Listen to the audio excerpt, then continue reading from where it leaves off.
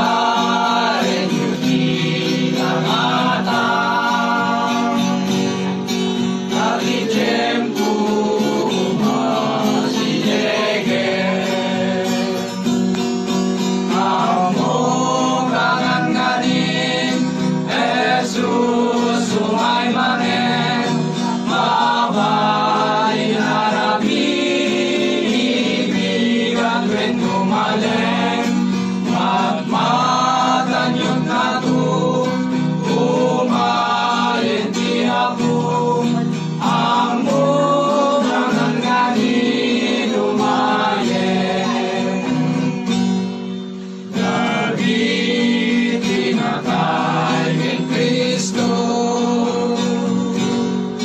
agong asap kendang tugiapo. Meta tayo meta si Biblia, may talay tayo tugiya magdarikma. Ang mukhang nanin, Jesus umaywanen, mabali na rami, ibig at when lumalen, magmadanyod na to, umayin di ako, ang mukhang nanin lumayen. Ang mukhang nanin lumayen.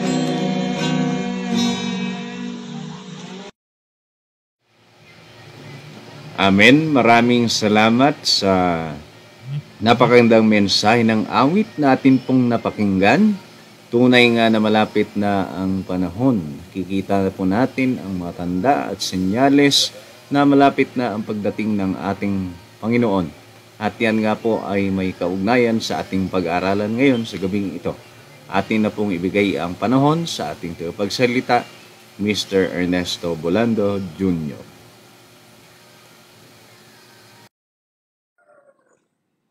Magandang gabi sa inyong lahat, mga ginigiliw na taga-subaybay.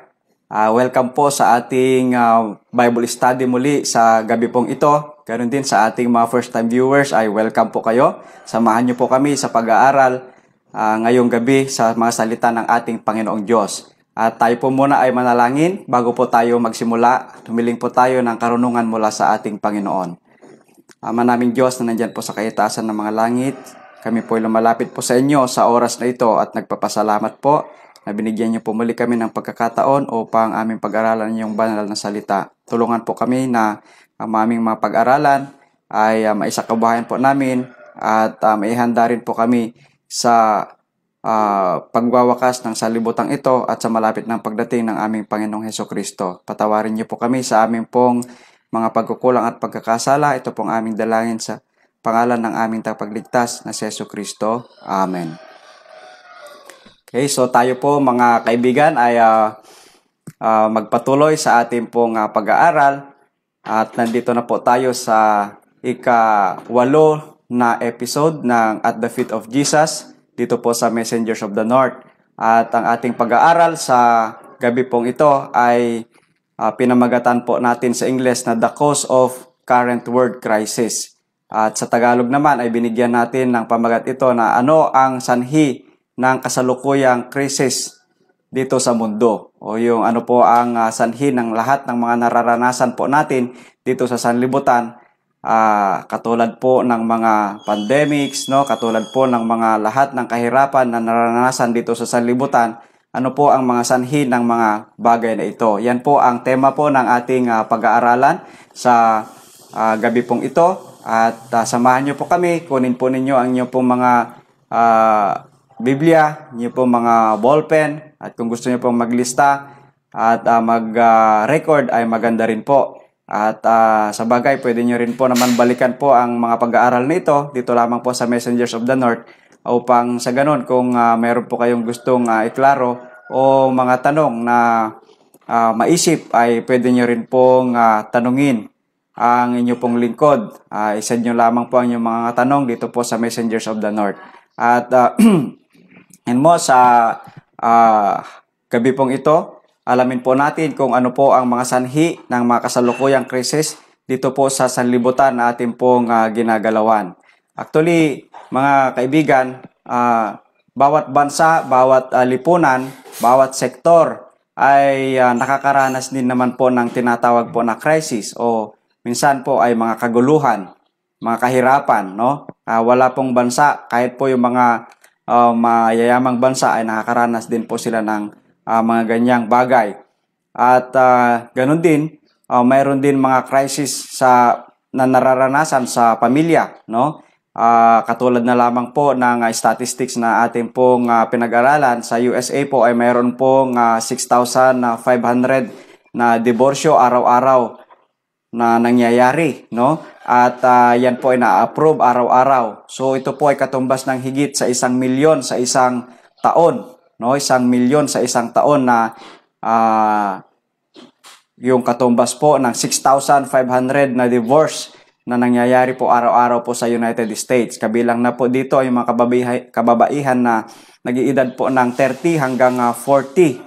6 sa 10 sa kanila sa edad na yaon na 30 to 40 ay dumadaan sa isang diborsyo. So, nagre-rate po ito ng 60% sa mga edad na 30 to 40 ay dumadaan po sa diborsyo. At ganoon din po sa France, no, sa Pransya, isa sa bawat 2 kasal ay natatapos sa diborsyo. Yan po. At alam niyo po na ito po yung mga bansa po lamang na binanggit po natin, 2 bansa lamang po yan, pero napakarami na po. Ilan po kanina doon sa United States, umaabot po ng higit milyon, no? 1,000,000 ang divorce sa isang taon. Hindi pa po kasama dyan ang mga Australia, Scandinavia, na kung saan ay mga talagang legal po sa kanila ang mga divorce, no? So, yun po ay mga crisis na dinadaanan po ng bawat pamilya. At yan po ay dinadala rin po sa society at maging sa mga iglesia na kung kanino po sila nakamembro, no? Ganun din, meron pong problema ng mga tinatawag po na mga digmaan, no? Sa gitnang silangan ay hindi po natapos-tapos po ang mga digmaan po doon, iringan, no? Katulad na lang po ng Israel at ng Iran, no? Na nag-iiringan pa rin, at ganun din po ang China at ang Amerika. At anong nakaraan nga lamang po ay ang China at ang India ang nag-iringan din naman dahil po sa boundaries po, no? At sa aking nabasa ay may namatay na 20 na sundalo po ng India dahil po sa encounter po na nangyayap.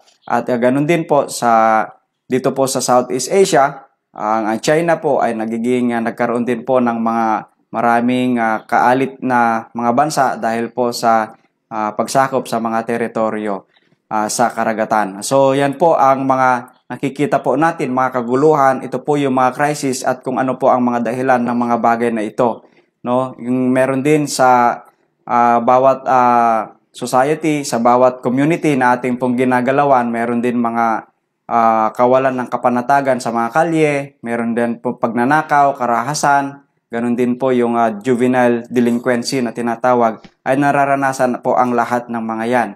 At marami pa, no? Dito nga, meron din mga sakuna na ating pong mga nararanasan sa tinatawag po na nature. Hindi lamang po sa nature, maging po sa kalusugan, ay meron din pong mga nangyayaring po mga ganyan. Katulad na lang po dito po sa Pilipinas at sa mga ibang bansa, kahit sa mga ibang bansa na hindi po nakakaranas ng mga ganitong mga kalabinad po dati, ay ngayon po ay nararanasan na po nila. Katulad po ng tinatawag na pagbaha, yung floods po ay nararanasan po natin yung mga yan, mga crisis po yan. Nararanasan ng buong sanlibutan. Kahit po yung mga bansa na dati po ay hindi po binabaha, ngayon po ay binabaha na po. Katulad ng United States, ganun din po ang Saudi Arabia, na kung saan mas tropical po sila, ay talagang nararanasan na rin po nila yung tinatawag na pagbaha. Ganon din po yung drought, no? Kung may pagbaha, meron din pong tinatawag na pagtagtuyot. At talagang malaki po ang naidudulot nitong pinsala sa tao, lalo na po sa mga magsasaka. Hindi lang mga magsasaka, pati po yung mga tao na kumukonsumo rin po ng produkto po nila, ay nakakaranas po ito, tagtuyot, na mawawalan din po ng tubig, at nagiging mahirap po ang tubig sa mga places po na nadadaanan po ng tinatawag na tagtuyot. At meron din po yung mga tornado sa mga dito sa Pilipinas ay hindi naman po nangyayari ito.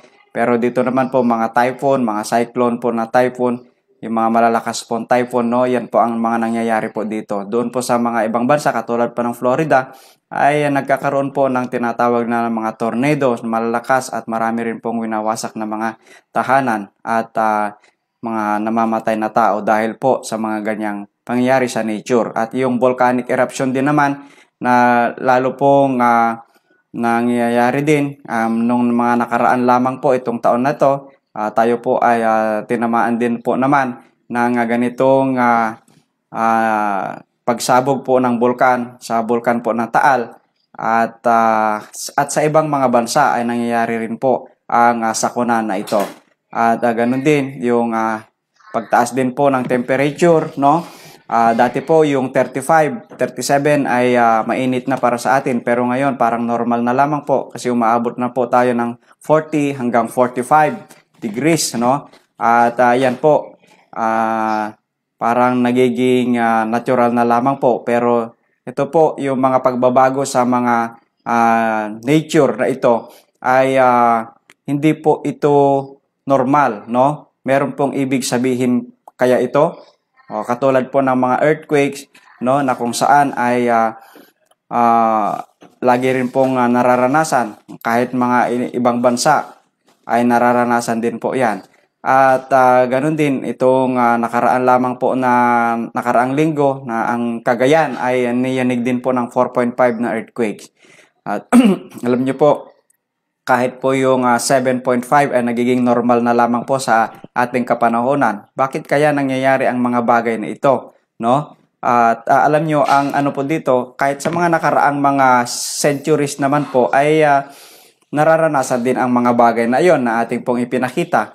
Ang point lang natin po dito ay ang mga bagay na ito katulad ng earthquake, floods, heat waves, tornadoes, volcanic eruptions, lahat po yan nangyayari pero nagiging mas madalas at mas nagiging malakas po sa ating mga kapanahunan. At ano kaya ang ibig sabihin nito? Ano po ang gustong ihatid itong mga pangyayaring ito sa ating kapanahunan sa tao, no? Ano kaya? Ito po, kaya ito ang papag-aralan po natin. So, ganun din, meron din po yung tinatawag po na yung problema rin po sa tinatawag po na financial, no? Dito po sa financial world, no, ay nagkakaroon din po ng tinatawag po na problem po tayo diyan. Tingnan po natin katulad po ng inflation na nangyayari. Ang inflation po ay ibig sabihin po yung pagtaas po ng mga bilihin pero yung pagbaba naman po ng kalidad po ng ating pera. Yan po ay inflation, no? So, pag ganyan po ang problema, ano po ang number one affected sa mga ganyan? Yung mga mahihirap po, no? At ganun din, yung mga mahihirap na bansa, yung third world country na tinatawag, ay lalo po silang maapektuhan sa mga ganitong nangyayari. At maging ang gobyerno na kung saan magkukulang po ng resources para masuplayan po ang pangailangan po ng kanyang mamamayan. So, dito, ang magiging resulta ng mga ito ay katulad po ng itong famine, no? At ganun din po ng tinatawag na hunger. Ito po ang mga mararanasan po ng mga tao dahil po sa mga ganitong pangyayari. At yan po dumadaan ang mga bansa sa mga ganitong mga kahirapan, no? At ganun din sa mundo rin po ng mga manggagawa, dumarami po yung mga nag-i-strike, no? Yung mga nag-i-strike na mga manggagawa dahil nga sa mababang mga pasahod ng mga kumpanya, no? At yung pagtanggal din po ng mga tinatawag po na empleyado at yung magiging karapatan din po ng mga tao, yan po mga dahilan po ng mga strikes na nangyayari. At ito po ay nagiging madalas, no? At lalong dumadami po ang gumagawa ng mga ganitong mga bagay dahil po sa mga karapatan, no, ng mga tao. Misery, yan po nangyayari rin sa bawat pamilya. Hindi natin alam minsan, no, kahit sa mga lipunan po natin ay nangyayari po ang mga bagay na yan. At mga sakit din na nararanasan po ng ating lipunan, no? Katulad na lamang po itong pandemic na ito na ating nararanasan na kung saan hanggang ngayon ay wala pang kalunasan. At alam po ninyo, noong mga unang panahon, mga 1918, lumabas po itong pandemic na Spanish influenza. Ay isa rin po itong matindi, no, na naranasan ng ating lipunan na kung saan po ay mas marami pang kinitil na buhay kaysa World War I, no? At mahigit 50 milyon ang namatay dahil po sa pandemic po na Spanish influenza. At dumadami rin po ang mga sakit na lumalabas katulad na lamang po ng mga AIDS, yung sakit, no, na dahil po sa pakipagtalik ay nagiging isang alarming din po na tumataas po ang mga bilang ng mga nagkakasakit ng ganon. At ganon din po yung tinatawag po na mga high blood. Nung wala pa po itong COVID ay sa Pilipinas, high blood po ang number 1 killing disease po sa ating bansa. At yung tinatawag na diabetes, dumadami na rin po ang number at hindi po napipigilan. At ito po yung mga sakit na mahirap pong gamutin katulad po din ng mga kanser. So, ang lahat ng mga bagay na ito, ano kaya ang gustong ihatid sa atin mga kaibigan? Bakit ito ay nararanasan ng ating lipunan? No? Bakit ito ay nararanasan po natin? Ano kaya ang mangyayari? Dahil dito sa mga kondisyon na ito, ano ang nararanasan ngayon ng mga tao? So, dito po sa Lucas 21:25-26 ay sinabi na po sa mga huling panahon ay ito po ang mararanasan ng mga tao.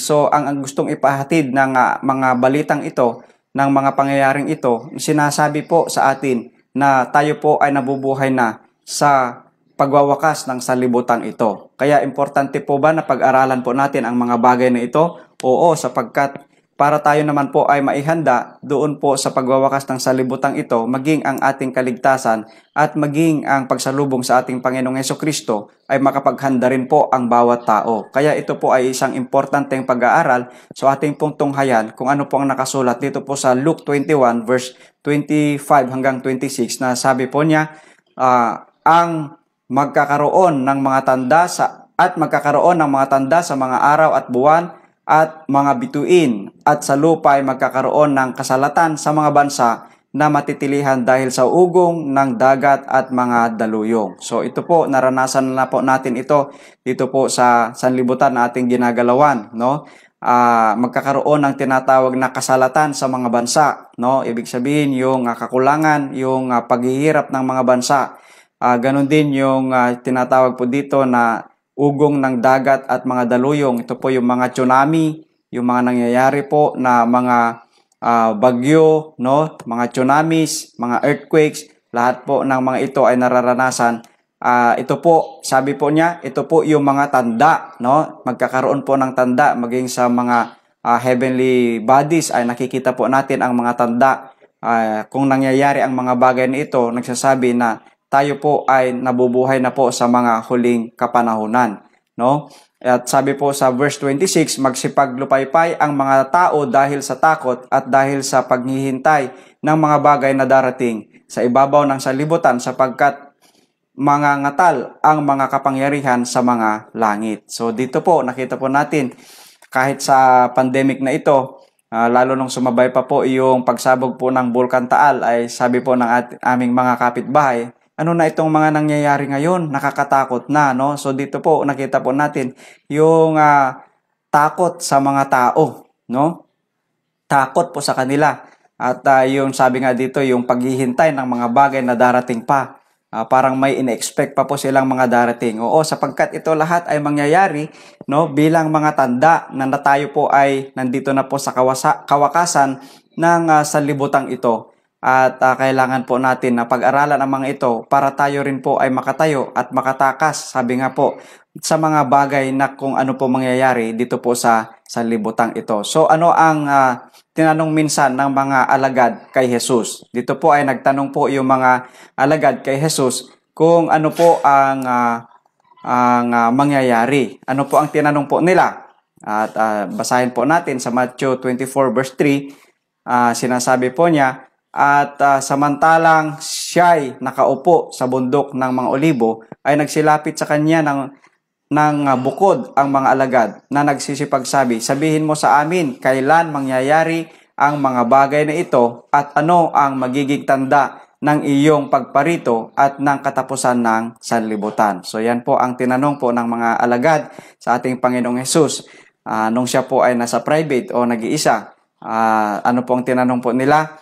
Sabihin mo sa amin kailan mangyayari ang mga bagay na ito at ano ang magiging tanda ng iyong pagparito ng katapusan ng sanlibutan. Ayan po ang tinanong po nila.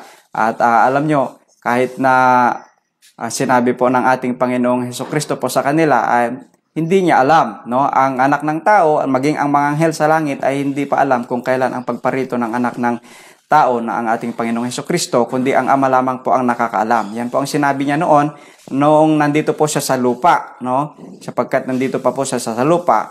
Pero ako po ay naniniwala na ngayon ay alam niya po niya kung kailan po siya darating. Bagaman po hindi niya po sinabi ang tamang araw at oras ng kanyang pagdating, ang mahalaga po ay nagbigay ang Panginoon ng mga tanda ng katapusan, no? Ng mga tanda ng mga katapusan. At ito ang ating kailangan alamin upang tayo po ay makapaghanda doon sa kanyang pagdating din. Okay, so yan po, mababasa po natin yung sagot ng ating Panginoong Hesukristo sa Matthew 24 verse 36 na sinabi po niya doon, maging ang mga anghel sa langit, maging ang anak ng tao ay hindi alam ang pagparito, ang oras at ang panahon, at ang Panginoong Diyos Ama lamang po ang nakakaalam. So, dito, tignan po natin kung ano po ang mangyayari sa mga bansa. May mga senyales sa mga bansa, may mga tanda sa mga bansa na binigyan ng ating Panginoong Hesukristo na mangyayari sa panahon ng kawakasan o sa malapit ng pagwawakas. Katulad po ng sinabi po sa Matthew 24 verse 6 hanggang 7, sabi po niya, at magkakarinig kayo, no? Sabi niya, at magkakarinig kayo ng mga digmaan at mga alingaw-ngaw ng mga digmaan, ingatan ninyo na huwag kayong magulumihanan sapagkat kinakailangang ito'y mangyari, datapwat hindi pa ang wakas. So yan po ang mangyayari sa mga bansa. Magkakaroon po ng mga digmaan, mga balibalita tungkol po sa digmaan. Pero ano daw ang sabi? Ingatan natin na hindi po tayo magulumihanan dahil sa mga bagay na ito. Hindi po tayo maguluhan, hindi po tayo mangamba sa mga bagay na ito. Bakit daw? Sapagkat hindi pa ito ang wakas. Pero ito po ay kinakailangan pong mangyari. Sabi rin po ng verse 7 ng Matthew 24, sapagkat magsisitindig ang mga bansa laban sa mga bansa at ang kaharian laban sa kaharian at makakagutom at lilindol sa iba't ibang dako. So sa totoo lang po ang ating lipunan, ang ating pong mundo na ginagalawan ay dumanas na po ng dalawang digmaan na pangdaigdig, no? First World War at Second World War. At pagkatapos po niyan, mayroon pa pong yung tinatawag na mga Cold War. Hindi po natin namamalayan ang mga bansa ay nagkakaroon po ng iringan, nagkakaroon po ng mga hindi pagkakaunawaan at nagkakaroon ng mga maliliit na digmaan. At ganun din yung ating mga naririnig po ngayon, katulad po ng pag-iiringan ng China at ng Amerika at ang mga bansa sa Southeast Asia na nagbabanta rin po ito ng World War, no? Pero yan po ay pinipigil po ng mga anghel, ng 4 na anghel sa 4 na sulok ng daigdig, na katulad po ng nakasulat po sa Revelation 7 verse 1, na pinipigil ng 4 na anghel ang hangin sa lupa. Sabi niya, upang huwag umihip ang hangin sa lupa at sa dagat man o sa anumang punong kahoy. Ibig sabihin po, pinipigil po ng anghel ang mga pangyayaring ito, na katulad po ng mga digmaang ito. Bakit nga? Kasi alam niyo po sa ating kapanahonan, kung nagkaroon po ng talagang World War po, yung sinasabing World War III, hindi po mag-exist itong sanlibutan ito dahil sa lakas po ng mga armas na ginagamit po ngayon. Katulad na lamang po ng nuclear weapons, no? Ay pwedeng sirain po ang itong mundong ito ng 50 times, no? dahil lamang po sa pagsabog ng nuclear weapon na ito. So, salamat tayo sa ating Panginoon na binigay niya po yung mga tanda na ito at kanya pong pinipigil ang mga pangyayaring ito sapagkat nakasulat nga na hindi pa ito ang kawakasan. Pero kailangan po ito ay mangyari para maalaman po natin na tayo po ay nabubuhay na po sa mga huling kapanahunan. Kaya isang mahalaga na pag-aaral ang ating pinapag-aralan ngayon para tayo rin naman po ay maihanda. Yung mga alingas-ngas po ng mga alingaw-ngaw po ng tinatawag na digmaan, hanggang sa ngayon ay hindi po tumitigil ang mga bansa, lalo na po yung mga malalaking bansa na sa pagtuklas ng mga matataas na klase po ng armas pandigma tulad po ng Russia, Amerika at ng China at sa Israel at ang mga iba-iba pa pong mga bansa, no, na may kakayanan upang tumuklas po ng mga matataas na armas. Katulad din po ng maliliit na mga bansa ay nagiging malakas din po sila. Katulad na nakasabi po yan sa Joel 3 verse 10 na kahit yung mga maliliit na bansa ay lumalakas din po sila at sila po ay gumagawa po din ng mga armas pandigma. At yan po lahat ay mga nagpapatunay na ang ating pag-aaral, no, ay kasalukuyang nangyayari na po. At ano po ang ibig sabihin ng mga ito? Tayo po ay nabubuhay na sa dulo po ng kasaysayan ng sanlibutan ito. So, sa kabila ng lahat ng ito, anong mga kasunduan ang pinagkakasunduan ng mga bansa, no? Bagaman mayroon pong mga balibalita tungkol sa mga awayan ng mga bansa, mayroon pong kasunduan na ginagawa po ng mga bansa. Ito po yung tinatawag po na peace agreement. Pero ano po ba ang mangyayari ito tungkol po sa peace agreement? Sabi nga ng text ng 1 Thessalonians 5 verse 3, pagka sinasabi ng mga tao kapayapaan at katiwasayan, kung magkagayo darating sa kanila ang biglang pagkawasak na gaya ng pagdaramdam sa panganganak ng babaeng nagdadalang tao at sila'y hindi mga kakatanan sa anumang paraan. So ganyan po, kapayapaan sapagkat meron pong sinasabi po ng United Nations na kanilang kasunduan na sila po ay nagkakaroon ng kapayapaan, yung peace agreement po. Pero totoo ba na nagkakaroon po ng peace agreement? Meron po silang pinipirmahang mga peace agreement, pero bakit nagkakaroon pa rin po ng awayan, no? Dito po nakita po natin na kahit pang gaanong pigil ang gagawin po ng tao para magkaroon po ng tinatawag na kawakasan ay hindi po niya mapipigil. Katulad po ng isang babae na nagdadalang tao, kung ito po ay malapit na pong manganak, ay nararanasan niya po yung paghilab ng tiyan. At kung talagang malapit na po, ay padalas ng padalas at pasakit ng pasakit yung mangyayari na nararanasan po ng isang babae na manganganak. Ganyan din po ang mangyayari sa atin dito po sa sanlibutan na ang mga bagay na ito ay padalas ng padalas at talagang patindi ng patindi at parami ng parami ang nagiging sakuna na naibibigay nitong mga pangyayaring ito sapagkat ito nga po ay nagsasabi na malapit na po tayo dito po sa pangyayari po ng kawakasan. So ganyan po para pong babae na nagdadalang tao na malapit na pong manganak, yan po ang nararanasan ng ating sanlibutan sa ating kapanahunan. So ano ang magiging kalagayan ng kalusugan naman ng mga tao? Meron din po binigay ng Biblia tungkol po sa tanda na mangyayari sa mga kalusugan ng mga tao, hayop at ganun din po sa kalikasan sa pagdating po ng huling kapanahunan. Ngayon na po yon sa huling kapanahunan, ngayong ating pong kapanahunan na po ito. Ang sabi po ng Matthew 24 verse 7 nga, at magkakaroon po ng tinatawag na mga pestilences, mga salot po. No? Makita po natin kahit sa mga hayop, meron na pong mga salot. Salot sa mga lumilipad sa impapawid, yung tinatawag na bird flu, yung mga lumalangoy sa dagat, meron din naman to yung tinatawag po na red tide, at ganun din po yung mga salot sa mga hayop, yung African swine flu ngayon, no? Na laganap sa mga baboy at ganun din po sa mad cow disease, no? Anthrax, yan po mga laganap na mga salot sa mga hayop. Maging sa ating mga sa mga gulayan, no? sa mga farmers ay gumagamit na po sila ngayon ng mga matitinding mga gamot sa pagsasaka para magkaroon lang po ng mataas na production, ay ginagamitan po nila ito. Nagpapakita na maraming po mga salot na nangyayari, hindi lamang po sa mga hayop, maging sa mga halaman. At lalo na po sa tao, yung salot po na nararanasan po ng tao, ito nga po yung tinatawag po natin ng mga pestilences, katulad na lang po ng AIDS, cancer, diabetes, yan po mga sakit na nagiging salot. At lalo na po itong pandemic natin po nararanasan na COVID-19, at wala pa pong kagamutan hanggang sa ating kapanahunan. At ito po, no, padalas ng padalas, no, mas dumadami at dumadami, at nagiging madalas po ang mga bagay na ito. At hindi lamang po yan, yung mga naranasan po natin na chikungunya, SARS, at ganoon na rin po yung pagdating po ng EVD na tinatawag, o yung Ebola virus disease,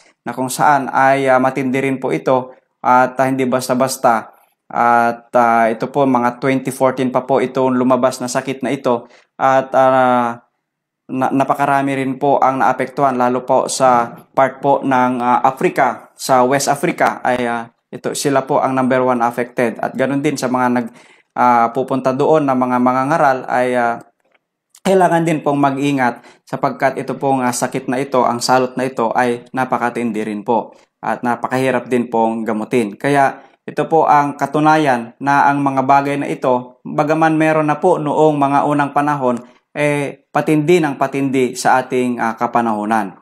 Ano pa po ang meron na mga senyales tungkol po sa mga bagay na yan? Makikita rin po natin na lahat, no, na part po ng nature ay nagiging nasisira rin po dahil po sa mga ganyan. So, yung mga pagdating din po ng mga hayop na sumisira sa mga halaman, no, ay naririnig din po natin ang pagdagsa ng mga iyan. So, yan po yung mga tanda sa nature ay meron po. So, sa ating kapanahonan din, nagiging mas sakitin na po ang tao sa modernong panahon, no? Katulad nga, dahil nga yan, pagdating ng mga cancer, AIDS, mga atake sa puso, yung mga salot ngayon, no? Yan po. At maging sa mga hayop. So, ngayon, ano na ang sinasabi ng Biblia tungkol sa pollution naman sa kapaligiran? Meron din po naman na tanda na binigay ng ating Panginoon sa ating, kung ano po ang mangyayari sa ating kapaligiran, no? Maging sa lupang ito na ating pong ginagalawan. Okay, so sabi po ng Matthew 24 verse 4 hanggang 5, ang lupa ay tumatangis o umiiyak at nasisira. Ang sanglibutan ay nanghihina at nanglalata. Ang mapagmataas na bayan sa lupa ay nanghihina. So, ang lupa daw po ay tumatangis, umiiyak po dahil ito po ay nasisira. At ito po ay nanghihina. Paano po nanghihina po ang lupang ito? Sapagkat yung kanya pong nutrients ay nawawala na po at nagiging sira na po sapagkat nga sa pollution. Alam niyo po, dahil po sa pagdami po ng populasyon sa ating kapanahunan, mga mahigit 80 billion na po ang populasyon ng buong sanlibutan. At lahat po yan ay naghati-hati po sa resources ng lupang ito. At bukod po dyan, sabi nga po niya dito, ang pagmamataas ng bayan sa lupa, yung mga mapagmataas na bayan, yung mga mayayamang mga syudad, ay kung saan po mayamang syudad, ay lalo pong mga sira, lalo pong nasisira po ang lupa po doon, lalo na po yung mga pinagtayuan po ng mga pabrika, mga hospitals na kung saan yung kanilang waste products po, lahat ay tinatapon lamang po sa lupa at nasisira po ang kalikasan. Hindi lamang po ang lupa, maging ang dagat, maging ang mga tubig ay nasisira, at ito po ang nangyayari sa ating kapanahonan ngayon. So noon, nakakapaglangoy ka pa po sa ilog, pero ngayon, mandidiri ka ng lumangoy sa ilog kasi nga napakarumi na po ang mga ilog, may mga basura, no? Kung ano pang mga tinatapon, lahat po ng mga drainage ay pinapatakbo patungo po sa mga ilog, lalo na po sa mga nandun po sa syudad. Kaya yan po lahat ay mga tanda sa huling kapanahunan na yan po ang mangyayari. Bakit? Sino po ba ang sumisira sa lipunan o sa lupa na ating pong ginagalawan? No, ang sabi po ay Isaiah 24 verse 4 and 5. Sa verse 5 po, ang lupa naman ay nadumhan sa ilalim ng mga nananahan doon. So, sino daw po ang dumumi sa lupa? Ang mga nananahan, walang iba po kundi ang mga tao. Sila rin po ang sumira po sa lupa na ating pong ginagalawan. Sapagkat kanilang sinalangsang ang kautusan, binago ang alituntunin, sinira ang walang hanggang tipan. Kaya yan po, lahat po yan ay bunga po dahil sa paglabag natin po sa kalikasan, sa natural, no? Paglabag sa alituntunin at sa kautusan ng ating Panginoong Diyos. Ang lahat po yan ay nangyayari, lalo na po sa ating kapanahunan. Yan po lahat ay sign ng malapit ng pagdating ng kawakasan ng sanlibutan ito. So ano ang dinaranas ng milyong-milyong mga tao dahil po sa kahirapan na nadadanasan ng mga bansa, no? Milyong-milyon tao ang mga naghihirap, nakakaranas po ng tinatawag po na kagutuman, no? At ganun din po ng malnutrition, ano? Lahat po 'yan ay nararanasan po sa ating sanlibutan, no? Lahat po ito ay nagsasabi na ang kawakasan ay malapit na. At alam niyo po, inulat po ng United Nation nung wala pa itong COVID-19 na 2/3 sa mga sangkatauhan ay naghihirap mula sa malnutrition. Bawat taon, 12 million mga bata, no, ang namamatay bago umabot ng unang taon ng buhay. So napakarami po 'yan. 12 million bata ang namamatay, no? Bago pa umabot ng 1 year old. 2/3 po sa ating populasyon sa buong mundo ay nararanasan po 'yan. So nagkakaroon din po ng tinatawag po na yung kahirapan, yung naidadagdag po itong kahirapan na ito lalo na po sa mga third world countries, no?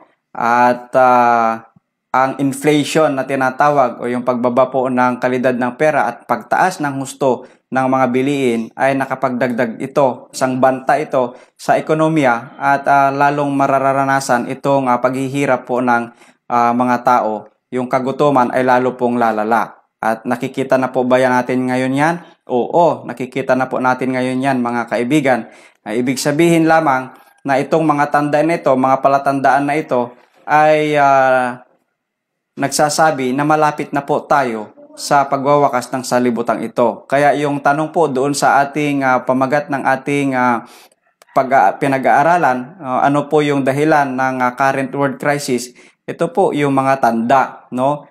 Ayaw po man natin mangyari, darating sapagkat ito ay mga tanda na malapit nang magwakas ang sanlibutan ito. At ito po naman ay isang magandang pag-aaral sapagkat tayo naman po ay matutulungan niyang makapaghanda sa mga darating pang mga bagay na kailangan po natin na paghandaan. So ano naman ang iba pang mga palatandaan? Sa Luke 21 verse 11, sabi niya po dito ay magkakaroon din po ng mga malalakas na lindol. Okay, so dito naman po ay talaga naman po na nagkakaroon po ng mga lindol. Pero ang pinaka-point natin dito mga kaibigan, ang mga pangyayaring ito ay lalong dumadalas. Ibig sabihin, nagiging frequent at naging mas mga malalakas ang mga nangyayaring ito. No, bakit nga? Sapagkat ito po isa sa mga tanda na kailangan natin malaman, ma-witness, kailangan po natin makita, lalo na po tayo na nabubuhay ngayon sa huling kapanahunan, na hindi natin ipagwalang bahala ang mga bagay na ito at meron pong gustong ihatid na balita ang mga nangyayaring ito sa atin sapagkat ito po ay mga tanda na tayo po ay nabubuhay na sa huling kapanahunan. So, ayon sa statistics nga na ating nabasa, mayroon ng 127,000 na mga lindol, no?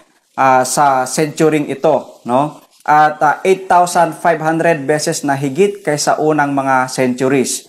So, meron pong 31 na beses na mas higit kaysa sa lahat na mga siglo, no, ang mga nangyayaring mga lindol. Ang pagkamatay mo naman dahil sa lindol ay 10 times na mas mataas sa mga panahong ito kaysa sa mga naunang panahon. So nakita po natin na naging mas madalas, mas mapanganib po ang mga disaster na ito na nangyayari. So ano naman ang mangyayari sa agham sa mga oras ng pagtatapos? Agham sa mga science, no? Meron din pong sinabi po ang Daniel 12 verse 4 na mangyayari sa mga huling panahon tungkol po sa pagtuklas. Sabi po niya, ngunit ikaw o Daniel, isara mo ang mga salita at tatakan mo ang aklat hanggang sa panahon ng kawakasan.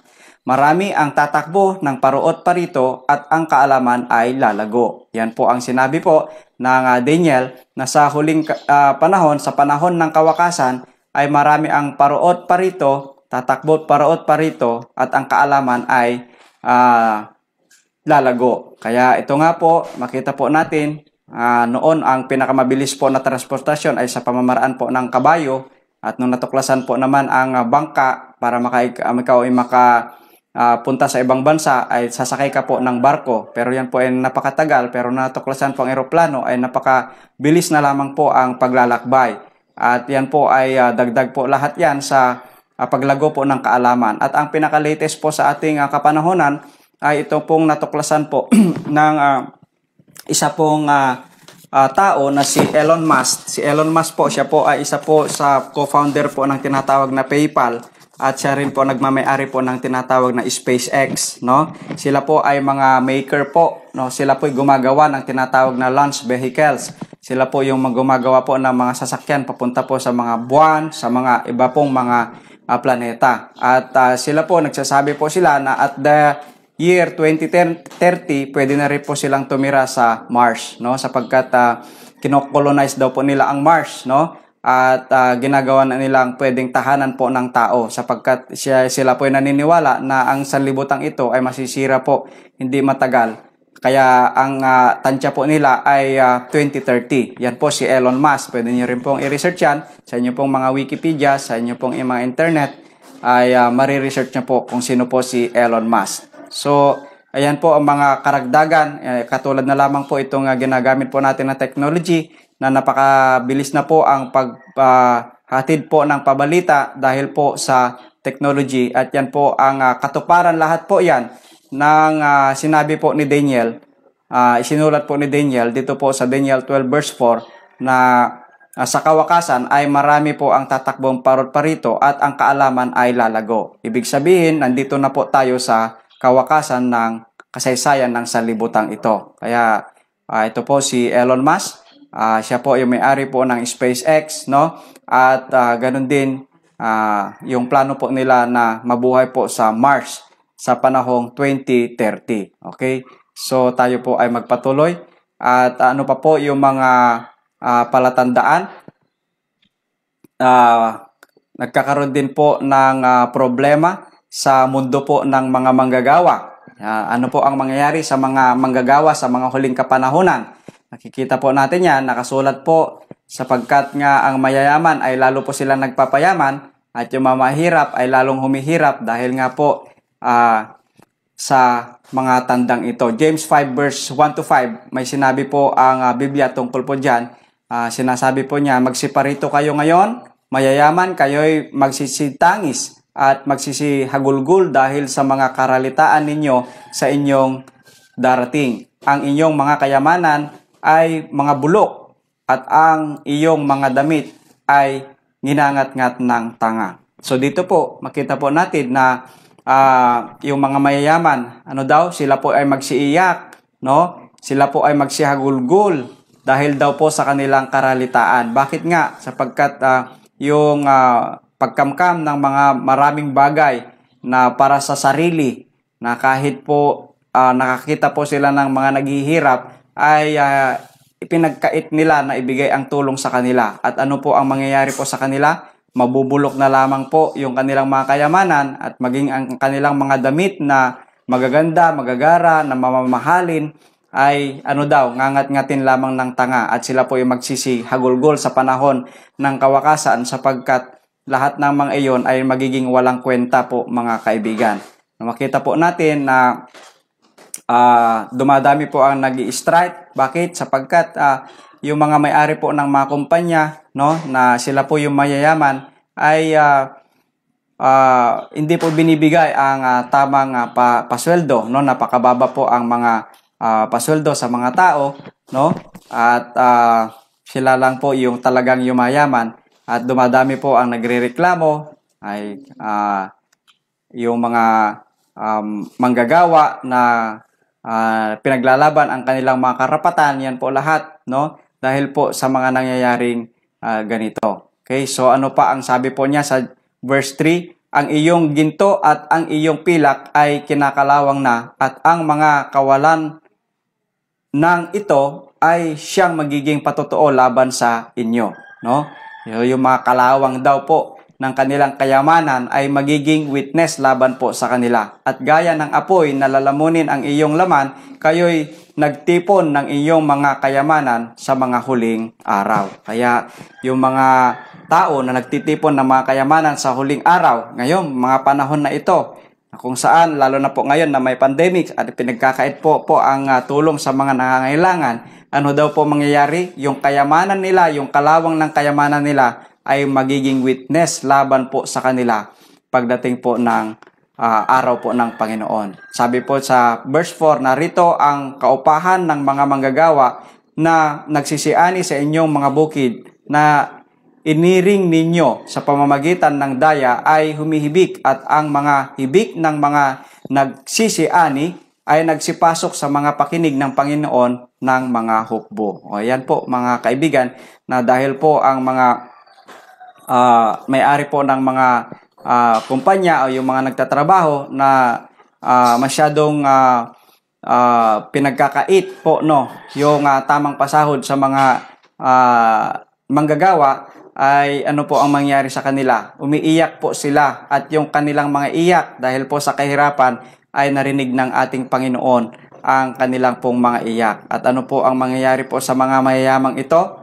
No? Magiging walang kwenta po yung kanilang kayamanan, at magiging witness pa laban sa kanila ang kalawang ng kanilang mga ginto, lahat ng kanilang kayamanan magiging walang kwenta. So, yan po ay nangyayari na sa ating kapanahonan ngayon. Makikita po natin ang mga bagay na ito, yung pag-strike, no, at naghihingi ng mas mataas na pasahod sapagkat hindi na kayang bumuhay ang pasahod sa mga manggagawa. Sabi ng verse 5, kayo'y nangabubuhay ng tamasa sa ibabaw ng lupa at nangakagalak, inyong pinataba ang inyong mga puso sa araw ng patayan. So yan po, no, ang ginagawa po ng mga nagkakamkam ng kayamanan sa huling kapanahonan na ito. So tayo po ay pinapangaralan ng James, no, na itong mga bagay na ito, kung itingin po natin ang ating mga mata, lalo na po sa mga current events, ay nangyayari na po sa ating lipunan, lalo na po sa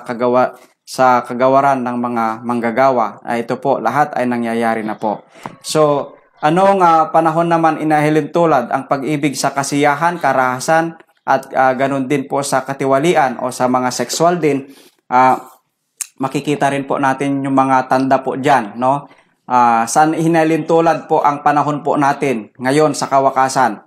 Tignan nga natin kung ano po ang nangyari sa panahon po ni Noah at ni Lot. Dalawang bagay po ito na kailangan po natin pag-aralan na panahon upang sa ganon ay makita po natin na malapit na pong darating din po ang kawakasan. Katulad din po nung panahon po ni Noe, masusulat po yan sa Luke 17:26 at 28. Basahin po natin. Sabi niya, at kung paano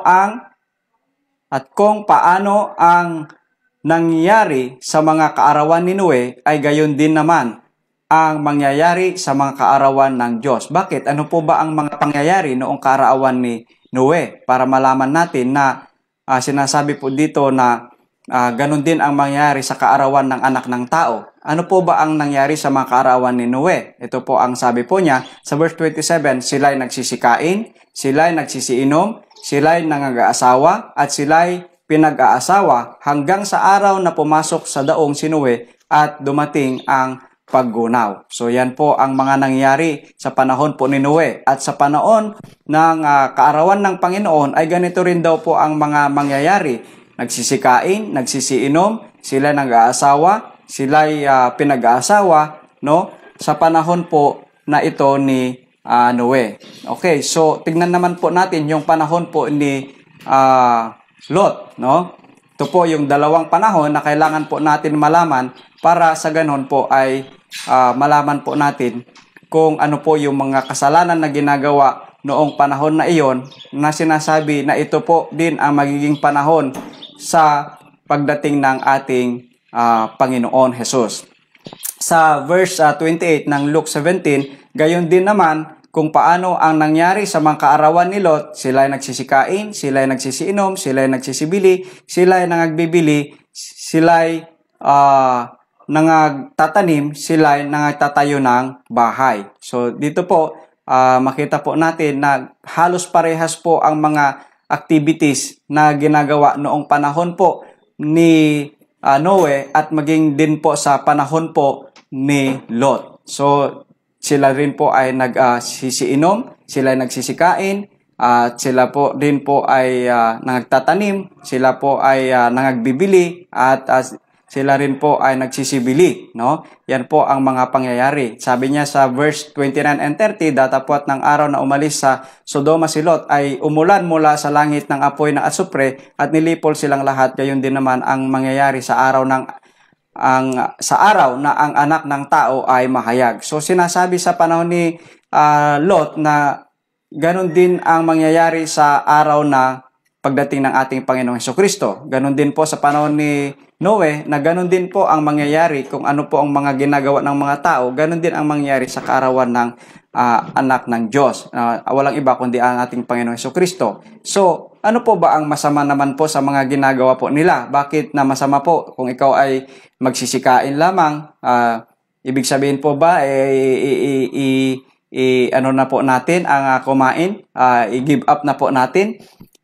Sabi po dito na sila po ay nagsikain, nagsiinom, at sila po ay nagsiasawa, sila ay nagtatanim, sila ay nangagbibili, sila po ay tinatawag na bumibili. At ano po ba ang masama sa mga bagay na ito, mga kaibigan? No? Actually, ang pagkain po ay siyang pong naging o yung panglasa po ng tao ay naging isang Diyos-Diyosan na ng maraming tao, no? Yung bagay na ito, yung eating and drinking, bakit naging masama sa panahon po ni Lot at ni Noe? Sapagkat naging Diyos-Diyosan na po ng tao, no? Ang bagay na ito. Yung tinatawag po na sobra-sobra po, excess, no? Sobra-sobra na po itong bagay na po ito. At nagiging tinatawag na po ito na physical pleasure, mga kaibigan. Kaya ito po ay naging masama sa kapanahonan po ni Noe at ganoon din po sa kapanahonan po ni Lot. Ang sabi nga po sa Ezekiel 16 verse 49, isa po ito na naging kasalanan po ng Sodoma. Sabi niya po sa verse Ezekiel 16 verse 49, ito ang kasamaan ng iyong kapatid na babae na Sodoma. Kapalaluan o yung pride, nandiyan na po yung pride. Tingnan niyo po ngayon, kahit yung linuto ng ating mga Facebook friends, talagang ipopost po sa Facebook. Nakikita na po natin yan, yung sobra-sobra nga mga pagkain, masasarap na pagkain, pinopost po lahat yan. Nandiyan na rin po, kasama na rin po yung pride po dyan. Nagaganap na po ngayon itong Ezekiel 16 verse 49 na ito, na sinasabi, ano daw po yung kasamaan ng Sodoma? Kapalaluan, yung pride, kayamanan sa tinapay, no? Yung sobra-sobra po na pagkain, sobra-sobra, no? Ang lahat po ng mga sobra ay masama, sangan nga. At malabis na kapahingahan, ito po naman yung katamaran, ay nasa kanya at sa kanyang mga anak na babae. At hindi man niya pinalakas ang kamay ng dukha ng magpakailanman. So dito makita po natin ang mga tao po ay naging makasalanan dahil po sa pagkain, pag-inom, no? At bakit? Sapagkat ito po ay nagiging physical pleasure, nagiging Diyos-Diyosan na po ng tao ang pagkain, no? Lalo na po ang maraming tao. Makita na din po natin noong wala pa pong COVID ay talagang yung pag-revolutionize po ng mga restaurants, no? Talagang yun po yung pinaka-boom na business, no? Pagkain po noong wala pa po itong COVID. Maging sa panahon ng COVID ay pinaka-boom pa rin na business ay yung pagkain. Pero ganun pa man, ito po yung nagiging kasalanan sa panahon ni Lot at ni Noe sapagkat ito po yung naging Diyos-Diyosan na po ng mga tao ang kanilang panlasa, ang kanilang tiyan at naging ito po ay pleasure na po, no? Sa tao. Hindi na po sila kumakain para mabuhay kundi, no? Sila ay kumakain bagkat ito ay kanila pong pleasure na po, mga kaibigan. So nagkaroon din po yan ng tinatawag po na abomination sa panahon na yan, no, yung pag-aasawa. Na bakit masama ba yung pag-aasawa? Hindi, sapagkat anong panahon ni Noe at ni Lot po yung pag-aasawa, kahit hindi po nila legal, no, kahit po yung pag-aasawa rin po ng tinatawag na babae sa kapwa babae, lalaki sa kapwa lalaki, ay ginagawa na rin po nung kapanahonan na yan. At yun po ay tinatawag po na abomination. At yan po isang kasalanan po ng panahon po ni Lot at ganoon din po ni Noah. Ano po ang sabi ng Leviticus 18 verse 22? Makikita po natin dyan, sinabi po niya, huwag kang sisiping sa lalaki na gaya sa babae. Karumal-dumal nga, no? So yan po ay nagsisigawa po ng karumal-dumal ang mga tao sa panahon na yon, maging sa ating kapanahonan na kung saan inapprove na rin po yung pag-aasawa ng babae at babae, lalaki at lalaki, yung the same sex marriage na tinatawag, ay inaprobahan na po ng sanlibutan. At meron na nga po silang mga tinatawag pong karapatan, no? At yan, nakikita na po sa ating kapanahunan, nagsasabi na malapit na rin po tayo sa pagtatapos ng sanlibutan ito. Buying and selling, bakit ano naman po ang masama po dito? Bakit naging kasalanan nung panahon po ni Noe at ni Lot? Ito po ay sinabi po nga natin, yung excess, no? Too much buying, ang tao po ay naging materialistic, no? Materialism. Ngayon, napakadali na po yung buying and selling sa pamagitan ng internet na lamang po. Pwede ka nang bumili at pwede ka na rin po magbenta, no? At ang mga tao ay nagiging materialistic sapagkat kahit di kailangan ay nabibili ang mga bagay, no? Tayo po ay tinawag upang magsilbi, hindi upang magkolekta po ng mga bagay sa sanlibutan ito. No, sabi po nga ng James 4 verse 13, no? Magsiparito kayo ngayon, mga kayong nagsisipagsabi ngayon o bukas ay magsiparoon kami sa gayong bayan at titira kami doon ng 1 taon at mangangalakal kami at magtutubo. So ano po ang mangyayari? Ito po, sinasabi pa lang, itong kaganapan na ito sa James 4 verse 13, yung buying and selling sa panahon po ni Noe at ganun din po sa panahon po ni Lot, ay ito po ay naging makasalanan sapagkat yun na lang po ay iniisip po ng tao kung paano po kumita, nagiging materialistic ang tao at nagiging maibigin na lamang po sa pera, no? Maibigin po sa kita. Katulad nga po ng sinasabi ng James 4 verse 13, na sinasabi ng tao na ito at bukas o ngayon ay magsiparoon kami at mangangalakal kami, titira kami doon ng matagal at kikita kami. No, ibig sabihin, ang mga tao sa mga huling araw ay ganito lamang po ang mga iniisip kung paano po kumita at paano po yumaman sa libutan ito. Naging materialistic po nga ang tao na sa huling kapanahonan. O nakikita na po ba natin ngayon ito? Oo, nakikita po natin mga kaibigan. Ano ang mga palatandaan naman sa community, no? Sa mundo po ng ating lipunan, ano po ang ating mga nakikitang palatandaan na sinulat po ng Biblia na nagsasabi na malapit na po tayo sa katapusan. Sa 2 Timoteo 3 versikulo 1 hanggang 4, ganito po ang sinasabi niya, datapwat alamin mo ito, sa mga huling araw ay darating ang mga panahong mapanganib, sapagkat ang mga tao'y magiging maibigin sa kaniyang sarili, maibigin sa salapi, mayayabang, mga mapagmalaki, mapagtungayaw, masuwayin sa mga magulang, mga walang turing, mga walang kabanalan. Ito po ang nakikita po sa society, sa ating kapanahonan po ngayon. Dahil po sa pagbaba po ng moralidad po ng tao, kasama po na ito, yung mga tao po ay maging maibigin po sa sarili at maging selfish po ang mga tao.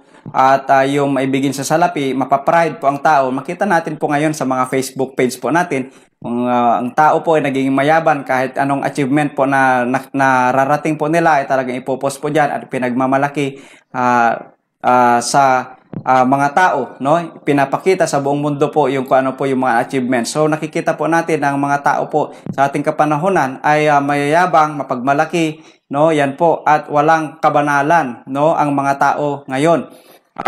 Actually, meron po sinabi ang Biblia na ang sa huling araw ay may anyong kabanalan ang mga tao pero wala po yung power po ng totoong kabanalan po sa kanila. Anyo po lamang at hindi po talaga yung totoong kabanalan. So, sabi po dito, ang mga tao ay magiging walang kabanalan sa mga huling kapanahonan. O po yan po lahat ay nangyayari sapagkat kung ayain mo po ang tao ngayon na mag-Bible study ay wala siyang panahon, pero ayain mo siyang manood ng sine ay meron po siyang panahon. So sabi po ng verse 3, walang katutubong pag-ibig, mga walang paglulubag, mga palabintangin, mga walang pagpipigil sa sarili, mga mabangis, hindi mga maibigin sa mabuti. So yan po, makita po natin ang mga tao po ngayon, nakikita po natin ang mga bagay na yan, lalo na po yung walang pagpipigil sa sarili, na napakarami rin po mga obese sa ating kapanahunan, no? Isa po yan nagpapakita na walang pigil sa pagkain, walang pigil sa sarili, no? Ganon din sa mga lifestyle ay walang pagpipigil sa mga hindi mabuti na dito yung practice sa pamumuhay ay walang pigil po ang mga tao at magagilitin ang mga tao sa ating kapanuhunan. Mga kunting bagay lamang po ay talagang hindi ka mapapatawad, no?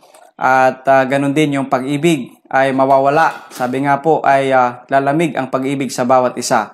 At walang paggalang sa magulang ang mga bata. Makita po natin ay ang difference between mga 1980s hanggang sa ating kapanahunan. Noon daw po, tingnan mo lamang po ang bata ay alam niya na pong ibig sabihin. Pero ngayon, kahit pagsabihan mo lang siya, ay mas malakas pa po ang boses ng mga bata kaysa sa magulang. So ano pa po? Sa verse 4, mga lilo, mga matitigas ang ulo, mga palalo, mga maibigin sa kalayawan kaysa maibigin sa Diyos. Yan po. Yan yung sabi ko po kanina, kung ayain mo ang tao na mag-Bible study o ayain mo sa simbahan, wala po siyang panahon. Pero pag ayain mo po siya sa pag-inuman, pag ayain mo po siya sa manood ng sine, bibigyan kanyan po ng panahon. Kaya yan po lahat mga tanda nagsasabi na nandito na po tayo sa kawakasan ng sanlibutan ito.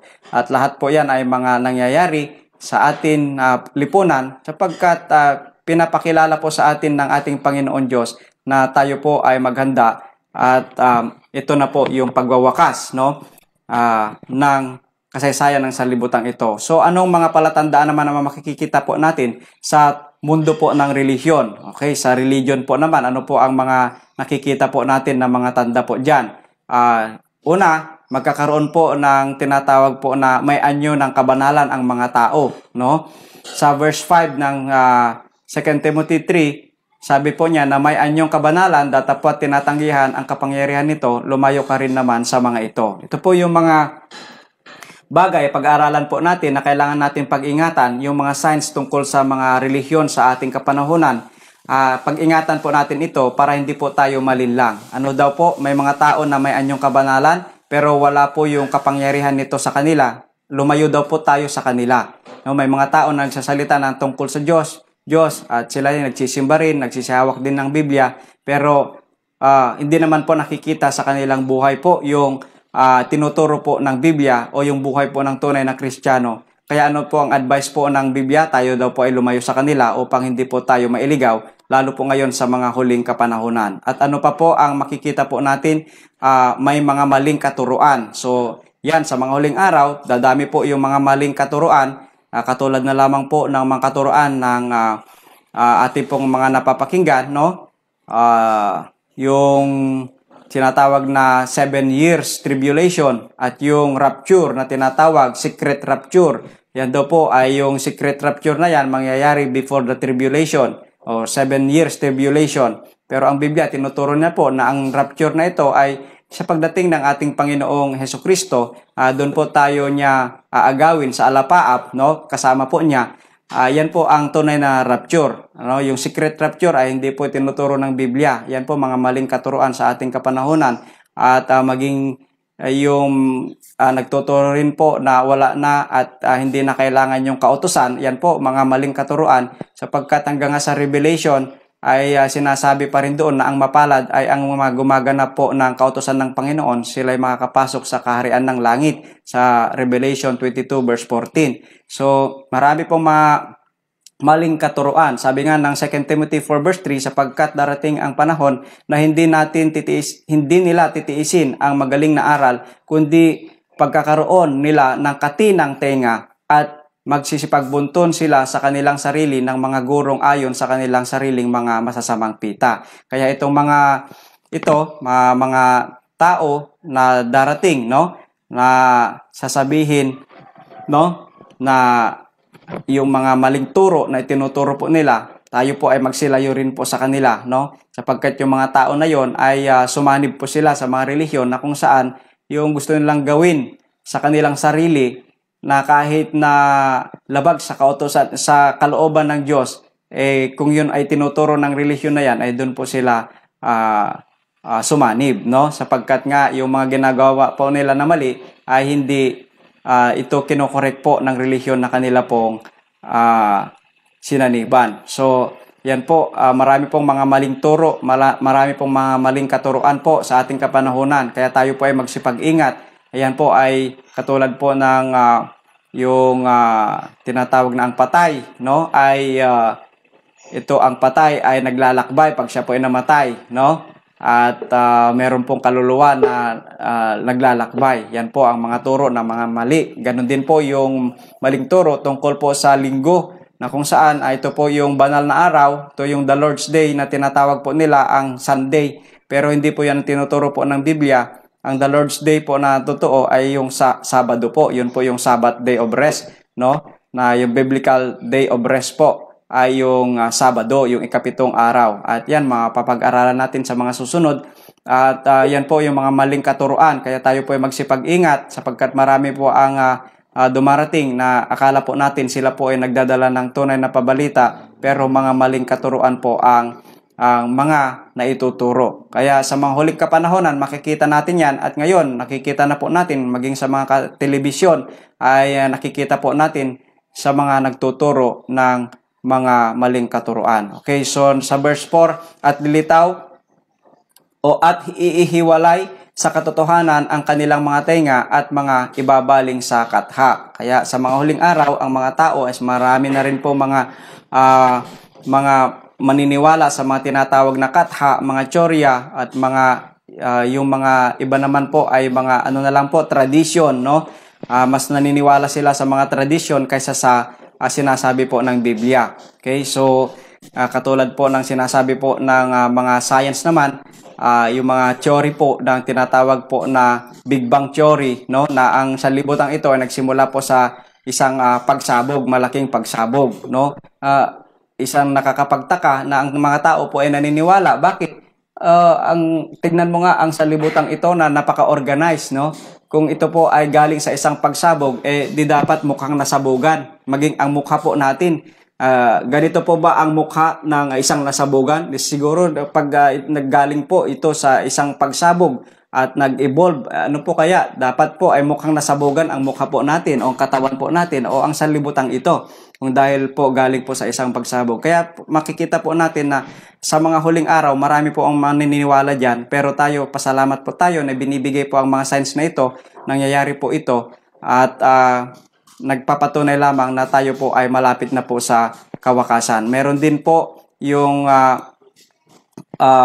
magkakaroon din po ng tinatawag na hindi makatotohanang himala, no, sa Matthew 24 verse 5, sapagkat marami ang magsiparito sa aking pangalan na magsisasabi, ako ang Kristo, at ililigaw ang marami. So yan po, marami po ang maililigaw, at dahil po meron po yung mga lalabas nagsasabi na sila po ang Misaya, kahit sa mga television, meron po mga mangangaral dyan na sinasabi sila ang Misaya, sila po ang inatid, sila po ang inutusan ng Panginoon na representative mo niya dito sa lupa. At maging ang Netflix Misaya po, yung mga katuruan po dyan, yun yung mga programa po dyan sa television na nagsasabi na ang Misaya ay dumating na. So wag po tayong mga maniniwala po dyan sapagkat sila po ay ililigaw po tayo, no? Sapagkat pagdating ang ating Panginoong Jesucristo, ang lahat ng mata ay makakita. Hindi rin po yung sinasabi na makikita sa national, international television. Ang pagdating po niya, hindi. Ito po ay catastrophic. Ibig sabihin, makikita po natin sa buong sanlibutan at lahat ng tao, no, ay makikita ang pagdating po ng ating Panginoong Jesucristo. Yan po ang tinuturo po ng Biblia. Kaya hindi po tayo maniniwala sa mga hindi makatotohang himala, sapagkat yung mga darating na magpapanggap na sila si Kristo ay magpapakita sila ng mga himala na para tayo po ay maniwala po sa kanila. So yan po. At ano pa po ang mga sinabi sa Matthew 24 verse 11, at magsisipangon ang maraming bulang propeta at kanilang ililigaw ang marami. So marami po, hindi lamang Antichrist, hindi lamang po magkukunwaring si Kristo po ang darating, kundi mga ngaral din na sila po ay nagtuturo po ng mali, mga bulaang propeta. So ano po ang ating gagawin para tayo po ay hindi po malinlang? Tandaan lamang po natin ang Isaiah 8:20, to the law and to the testimony, if they speak not according to this word, that is because there is no light in them. Yan po ang sinasabi po ng Isaiah 8:20. Marami man ang darating sa atin, kung sila naman po ay hindi magsasalita ayon sa Biblia at sa patotoo, ayon sa kautusan at sa patotoo, ibig sabihin po walang liwanag sa kanila. No, ano pong meron sa kanila kung walang liwanag? Kadiliman, hindi po katotohanan. So hindi po tayo dapat magpaligaw, bagaman sa mga huling araw ay darating po ang mga bulaang propeta, mga maling nagtuturo, ay ito po ang ating basihan na Isaiah 8:20, kung hindi sila magsalita ayon sa patotoo at sa kautusan, walang liwanag sa kanila. So yan po ang ating tandahan upang hindi po tayo mailigaw sa huling mga araw. Ano po ang sabi ng Matthew 24 verse 24 po ito. Matthew 24 verse 24, sapagkat may magsilitaw na mga bulaang Kristo at mga bulaang propeta at magpapakita ng mga dakilang tanda at mga kababalaghan, ano pat ililigaw kung maari pati ang mga hinirang. Kaya kahit yung mga napili na, kahit yung mga sinasabing tumanggap na sa ating Panginoong Hesukristo, ay pwede pa rin pong maligaw kung hindi po tayo mag-ingat sa mga bulaang propeta na ito. So binigyan na po natin ang isang clue para hindi po tayo mailigaw, ay kailangan po nating tandaan po lamang tayo po ay nabubuhay na po dito sa huling kapanahunan, kaya ang mga lahat ng ito ay ginagawa po ng kaaway, lumalabas ang mga ganito. Pero pasalamat din tayo sapagkat ito po yung mga tanda na malapit na po ang ating Panginoong Hesukristo. At darating din po yung tinatawag na mga manunuya. At yung mga manunuya na ito, sinasabi nila na, wala nang Kristo, wala nang pagdating ng ating Panginoong Hesukristo. Matagal na yan, hanggang ngayon wala pa. Yun po ang sinasabi nila. Tinutuyan nila ang ating pananampalataya. Pero yan po, expect po natin sapagkat yan po isang sign sa huling kapanahunan. Ang sabi nga po dito sa 2 Peter 3 verse 4, at magsipagsabi, saan naroon ang pangako ng kanyang pagparito? Sapagkat buhat ng araw ng mga tulog ang mga magulang ay nananatili ang lahat ng mga bagay na gaya ng kalagayan nila mula ng pasimula ang paglalang. Yan po ang isang patunay na sinasabi po nila, tinutuya po nila ang mga anak ng Diyos na nagsasabi na malapit na ang Panginoong Hesukristo. Sinasabi nila, hindi totoo yan, hindi mangyayari, wala yan, no? Matagal na yan. Noon pa, panahon ng aking lolo, sinasabi niya, namatay na lang ang aking lolo, hanggang ngayon wala pa. No? Yun po yung mga maririnig po natin. At yan ay naririnig po natin ngayon. Minsan nga, matatanda na nga yung nagsasalita ng mga ganyan, no? Lalo pag nakita po tayo na nangangaral. Yan po, mayroon pong mga ganyan na sinasabi. So, magkakaroon din po ng pagbilis ng gawain ng pangangaral, no? Ito po ang makikita natin din po sa religious world sa ating kapanahunan. Mabilis po ang pangangaral, lalo na po sa ating kapanahunan na katulad ngayon na sa pamagitan lamang ng internet ay may share po natin ang salita ng ating Panginoon, ay napakabilis na lamang po.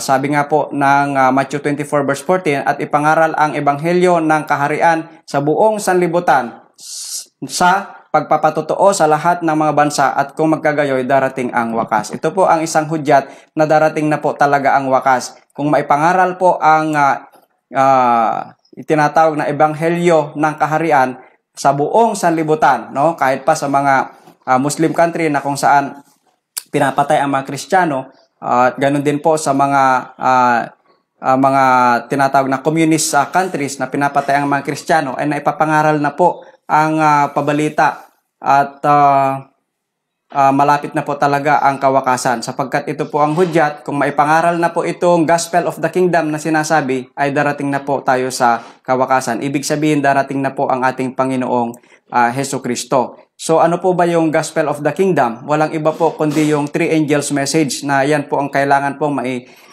pakalat sa buong sanlibutan, especially the third angel's message, yung mark of the beast, no? Yan po, at yung pagtanggap doon sa mark of the beast, at ganoon din yung dapat meron po tayo yung tatak ng yung tatak po ng ating Panginoong Hesukristo, no?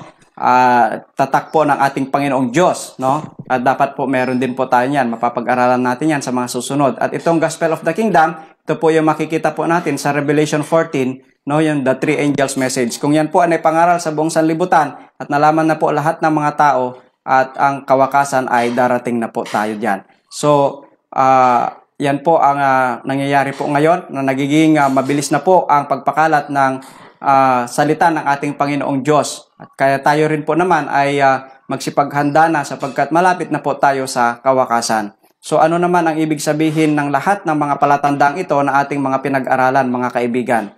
Ang sabi po ng Luke 21:28-30, datapwat kung magpasimulang mangyari ang mga bagay na ito ay magsitingin kayo at itaas ninyo ang inyong mga ulo sapagkat malapit na ang pagkatubos ninyo. So ito po ang kailangan po natin na obserbahan po natin ang mga nangyayari sa ating paligid.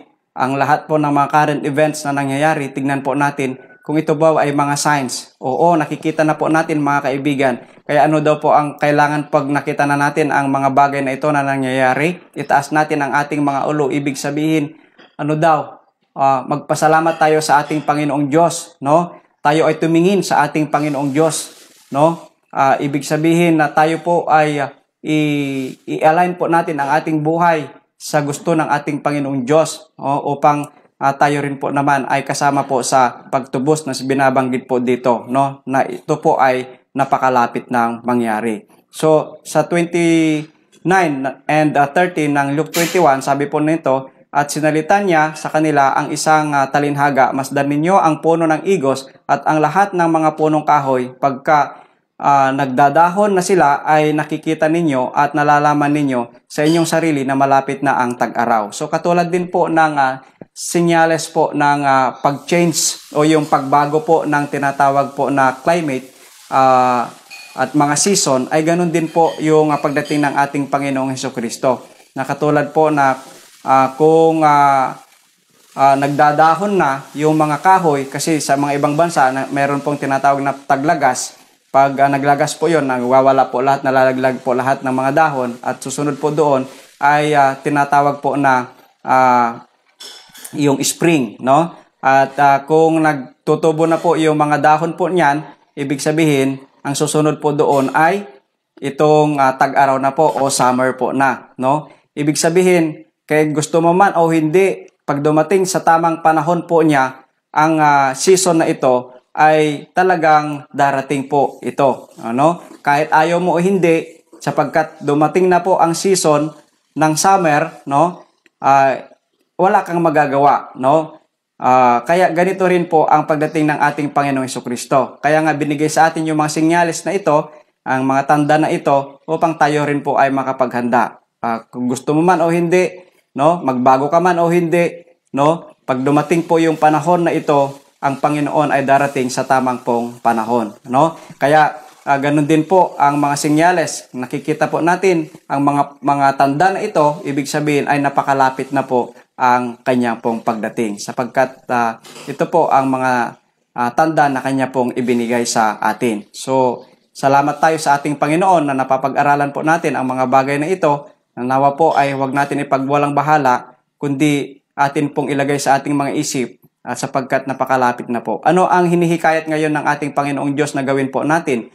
Ngayong pinakasolemneng panahon ng pagtatapos. Nandito na po tayo sa dulo ng kasaysayan ng sanlibutan ito. So ano po ang hinihikayat ng ating Panginoong Diyos na dapat nating gawin? Sabi po ng Luke 21 verse 34 hanggang 36, datapwat mag-ingat kayo sa inyong sarili, baka mga lugmok ang inyong mga puso sa katakawan at sa kalasingan at sa mga pagsusumakit ukol sa buhay na ito, at dumating na bigla sa inyo ang araw na iyon na gaya ng silo. So, ano daw po ang kailangan po nating pag-ingatan? Ang ating sarili. Bakit kaya?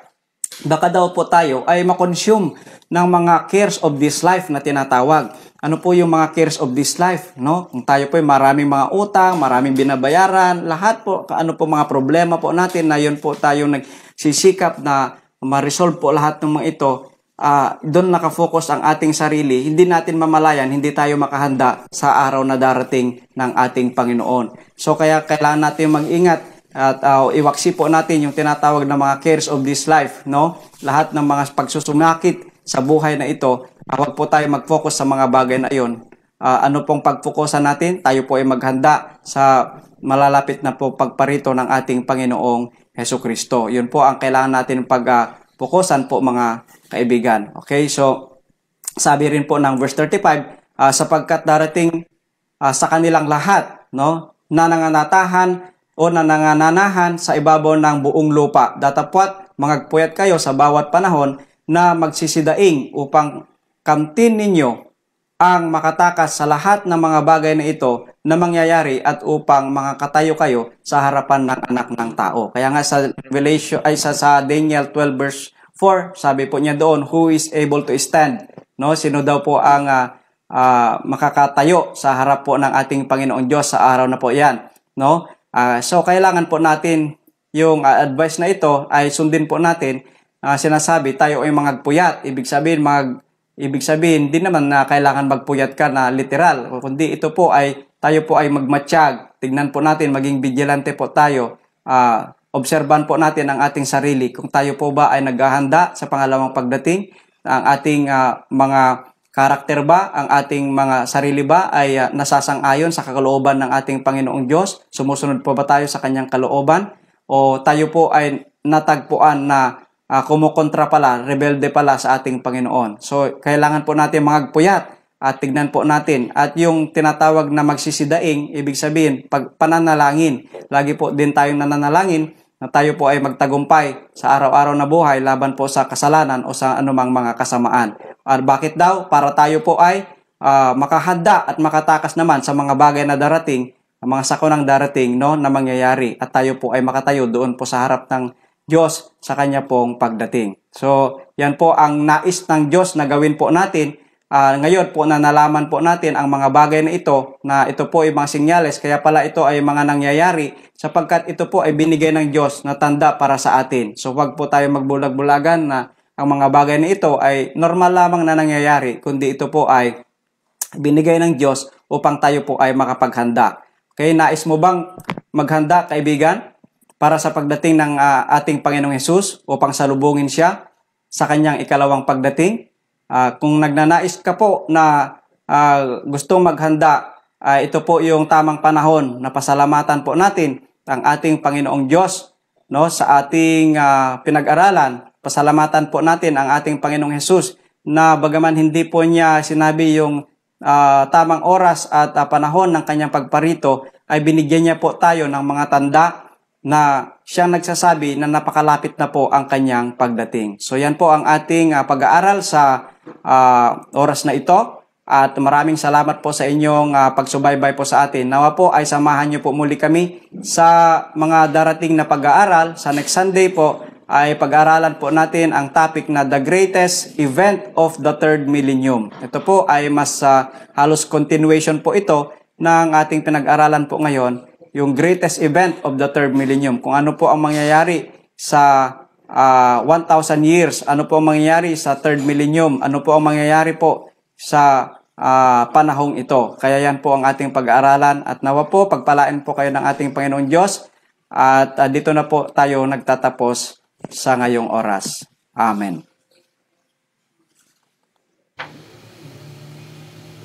Amen. Maraming salamat sa mga leksyon na atin pong napag-aralan sa gabi pong ito.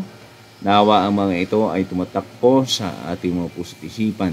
Kaya bakit nga po ba nangyayari mga kaguluhan, kahirapan, digmaan, sakit at iba pa? Ibig sabihin po niyan ay malapit nang dumating ang ating Panginoon sa ikalawang pagkakataon. Ngayon po ay makakarinig tayo muli ng isa pang awit na pinamagatang Stand Still na ihandog po ng ating kaibigan na nagmula po sa Victoria Tarlac, Mrs. Michelle Valdez. Atin na pong ibigay sa kanya ang pagkakataon.